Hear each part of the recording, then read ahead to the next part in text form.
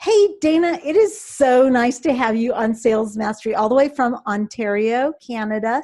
Thanks for joining me. Oh, thank you so much for hosting me, Anna. This is lovely. Now, we have to let people know how I got to meet you.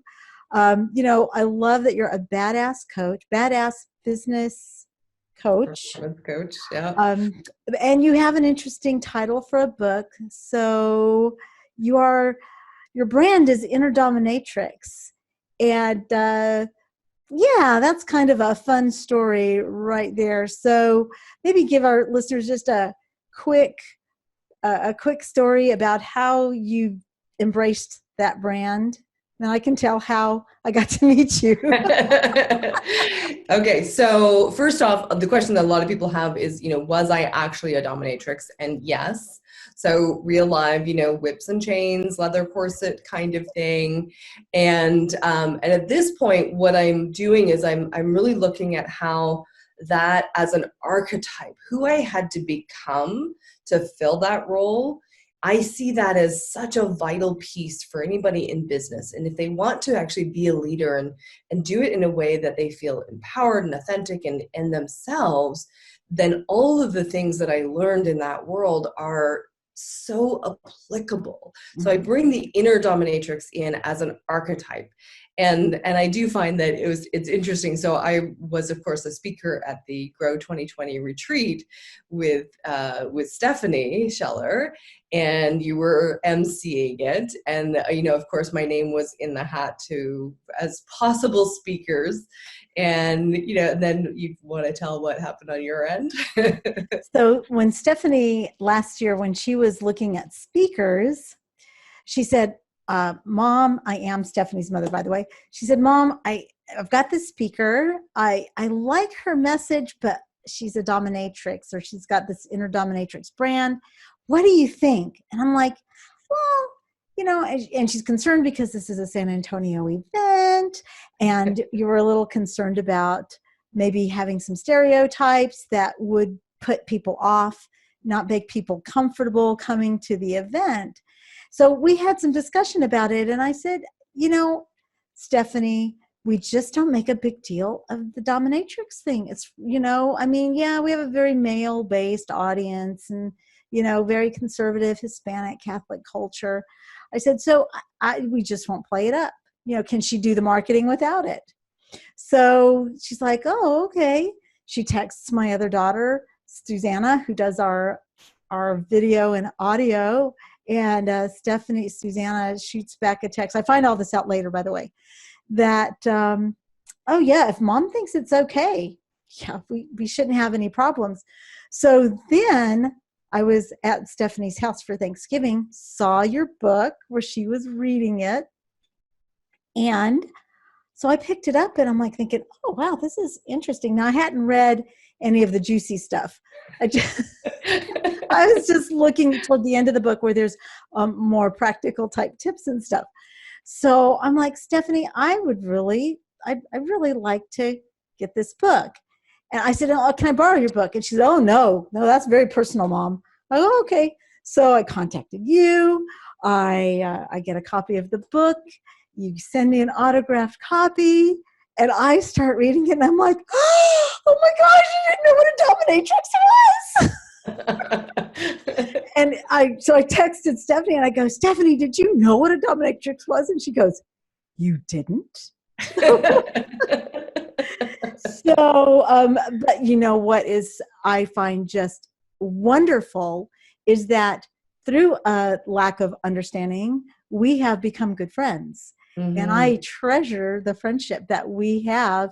And also, it goes to show that you want to be really careful about labeling people. If I had made a judgment about you based on what a dominatrix was, chances are we would have never met. And so for that, we just have to understand how God brings people together to create and forge relationships that ultimately work for both parties. So anyway, that's my story, and I'm sticking to it. And Well, and Stephanie, I just want to clear up for people listening that you thought a dominatrix was just a feminist, like a strong feminist. yes, I did. I did. I did. I thought that it was just a brassy woman.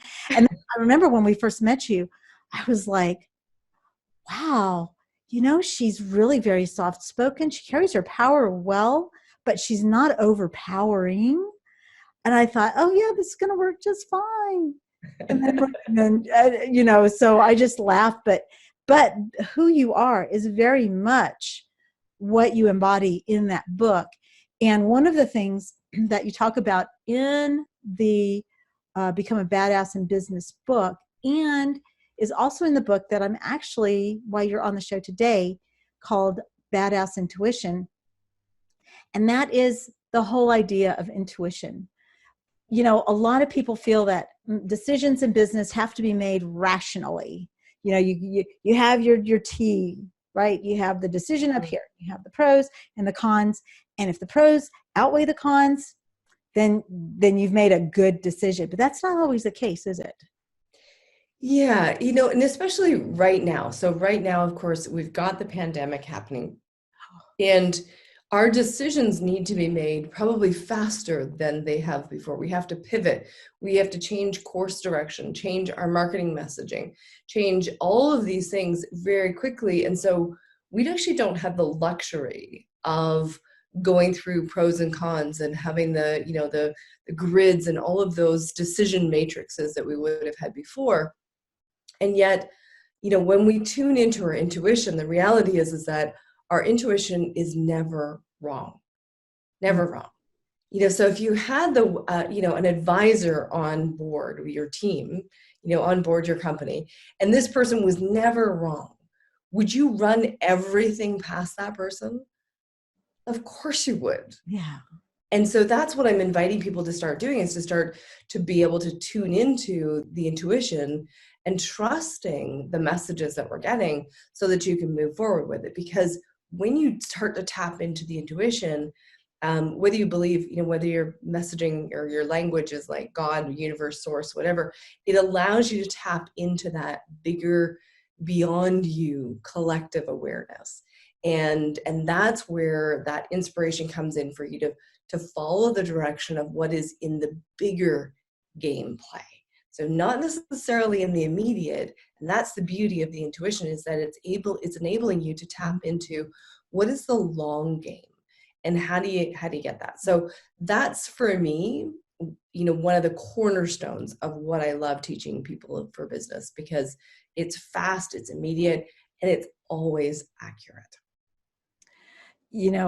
But it's also, let's be honest, it can be a little scary. I mean, because it can almost feel like blind faith. And in your book, you talk about, we're going to get to coffee with your business a little later, so don't want to spoil anything there, but you talk about a moment or a time in your business when you decided that things had to be different. Can you share about that?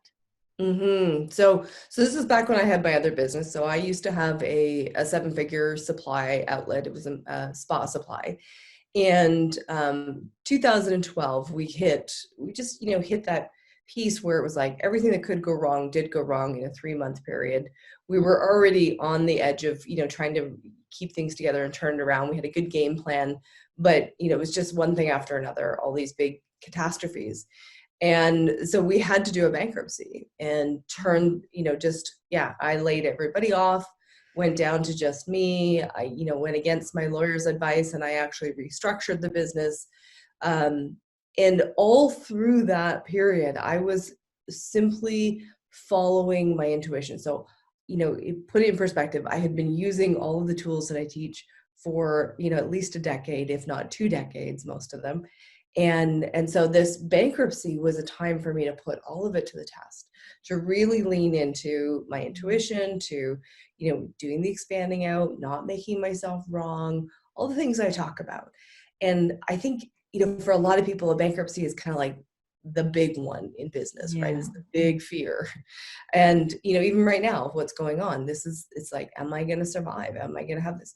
So to have tools that allow you to go through that where you stay calm, then the more calm you are, the more at ease you are, the easier it is to access your creative cognitive functions, because the brain power opens up. And if you allow the brain power to open up, you're also opening up the connection to hearing the intuitive voices, hearing those intuitive nudges. What do I do next? Mm-hmm.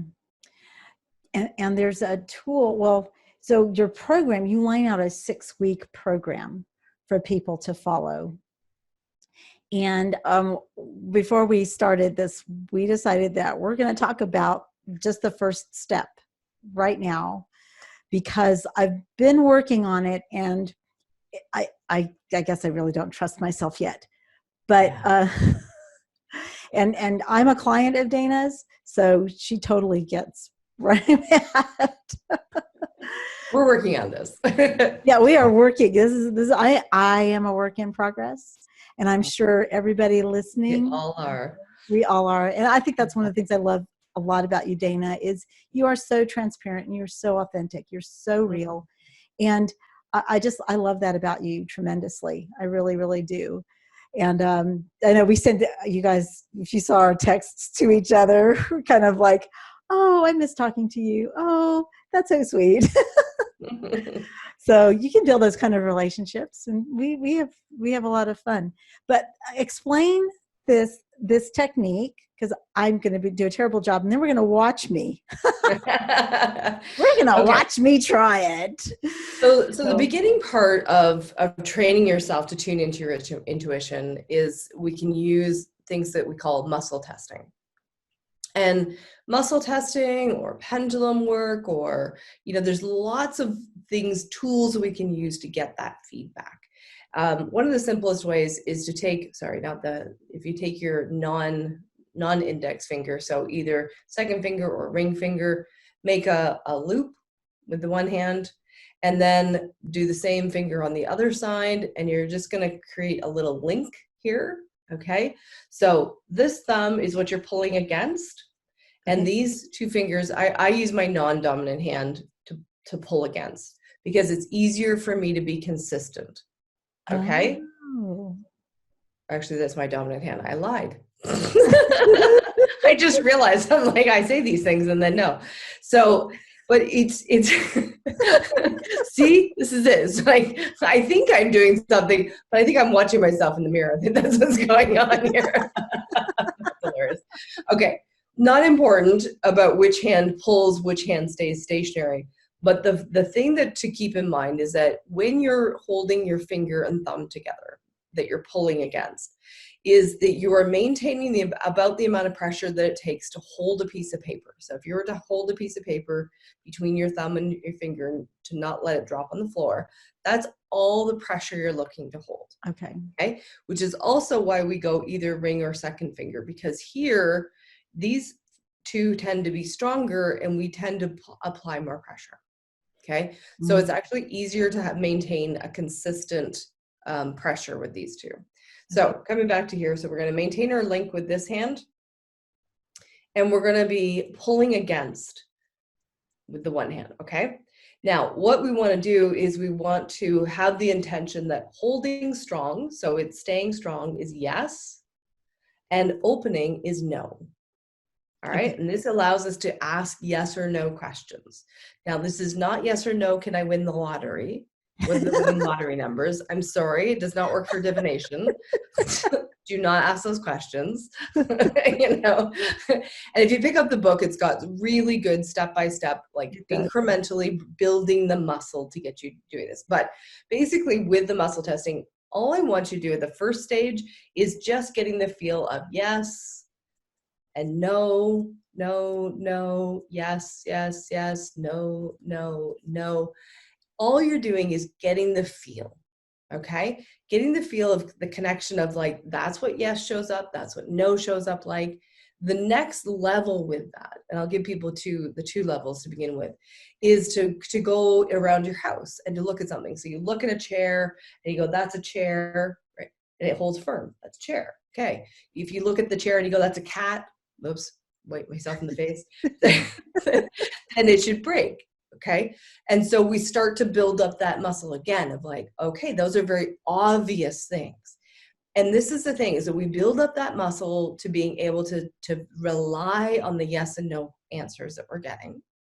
Then when you start to ask questions of, hey, what shirt do I want to wear? What direction do I want to take to work? Do I want a coffee, or do I want a tea, or do I want this tea or that tea?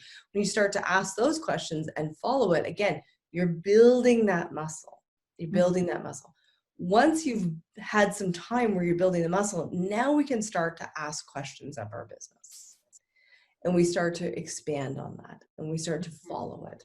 And so this whole process walks you through the building of your intuition muscle. And then eventually we can get to the coffee with business, which we'll talk about in a minute.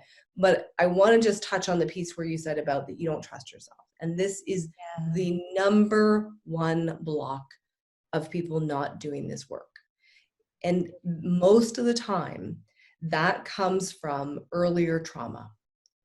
And so when we have, and I know people don't like to talk about trauma, but when we have, things that have happened in our childhood, whether it is physical abuse or sexual abuse or spiritual abuse or any of the things, when we have that disruption of trust at an early age, then it sets up that imprint of, I can't trust. I can't trust me because I didn't keep me safe.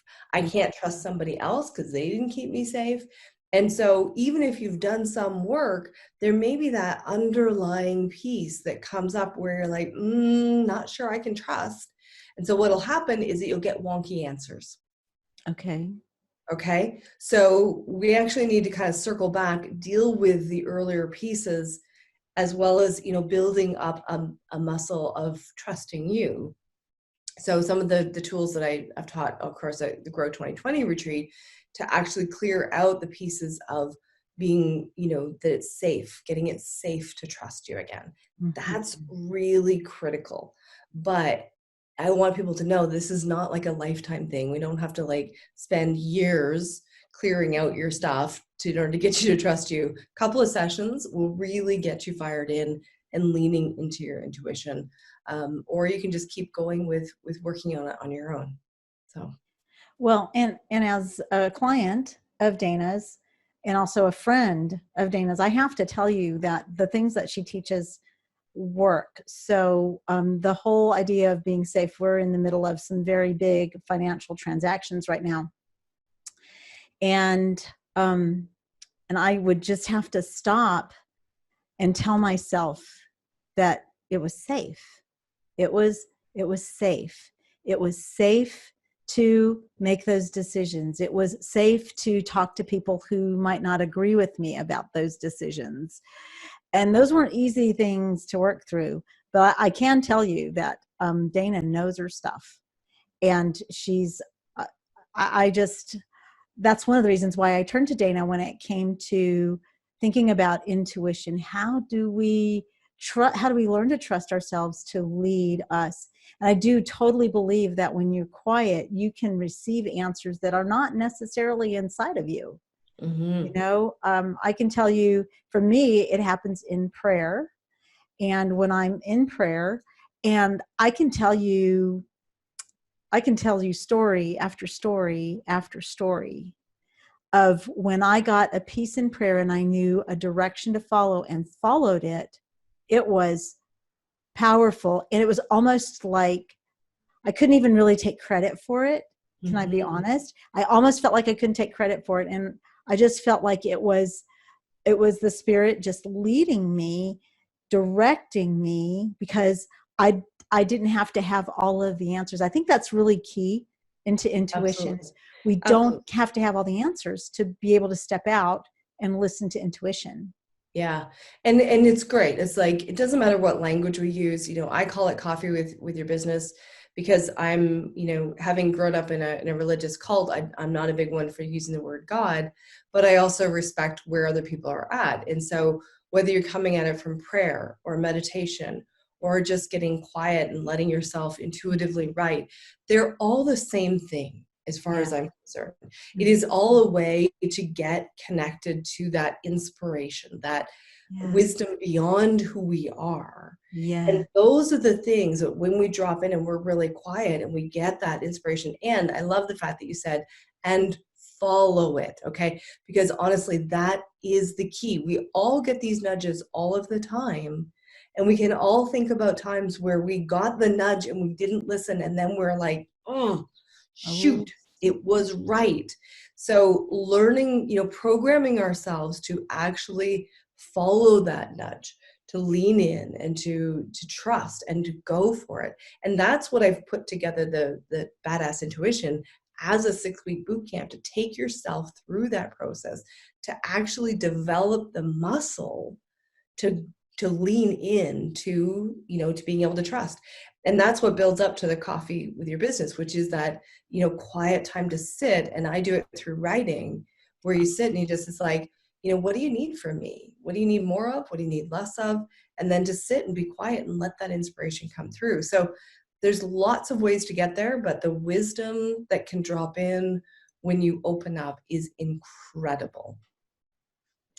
and I love how you call it wisdom. It's not necessarily knowledge. Mm-hmm. It's and there's a peace that comes with it. It's like, oh yeah. Yeah. And it's almost like that makes sense. In Yeah. that moment, it totally makes sense. But it can also be very frightening because we don't have necessarily the plan step by step. We don't necessarily have we don't have the strategy all laid out, but we start to take those steps, and it's like every step illuminates the The next next step, one. which Yeah. illuminates the next step. And I love that about our intuition. And I think intuition, and I know you'll agree with me on this, it's so critical to business success. It's so critical to business success. And people feel funny about saying, well, I followed my gut. Maybe you can talk a little bit about that. I'm sure you've run into that millions of times. I love doing, I do a very non-scientific study, but I love observing people who are successful, and I listen to what they're saying. And I find that over and over again, the people who are, achieving incredible things, it is because they had that spark of inspiration, or that moment, or they had the voice come down, they had a prayer to God, or they had a coffee with their business, or whatever the tool was. That's not the point. They all had this inspiration and they all took action on it without knowing all of the steps. That is consistent. When you listen to people's stories, you really listen below the surface, right? Because some of them will try to make it about, well, I took this step and this step, and you just need to follow this formula. But when you actually listen, they're not following a formula. They have followed their intuition and then turned that into a formula. Some of them, I think, have, contorted that into, that means the formula for everybody, but really Yeah. it was meant to be their formula. But I find that so many of the wildly successful people are following their intuition. And it's not coming in a vacuum. They've educated themselves. They have trained themselves to listen to the intuitive side. And it is not something that is going to scream at you. It's something you have to get quiet for, which actually in this pandemic, we were talking about how really important it is that, yeah, the world seems to have stopped. Yes, the actual globe is still turning, but the world seems to have stopped. And it's a good thing, in Mm-hmm. spite of the fact that a crisis has forced it upon us. But it's a really good thing. And Absolutely. so how can people, well, first of all, I highly recommend any session you can have with Dana. She's very gentle. She's very kind. And she'll take you through steps to help you clear out those things that are hindering you. But also let's talk about how they can get in touch with you and how they can get a copy of the book. Absolutely. So copy the book if you head over to innerdominatrix.com, and you can download a copy of the Badass Intuition on me. So it's a gift. And if you want to reach out for sessions, if you go to bookdana.in, so book Dana, and Dana is spelled DANA.in, book Dana in, and that'll get you started. Awesome sauce. Well, Dana, thank you so much. I always enjoy the times that we spend together. And thank you for joining us all the way from Ontario, Canada. My pleasure. Thank you so much, Anna.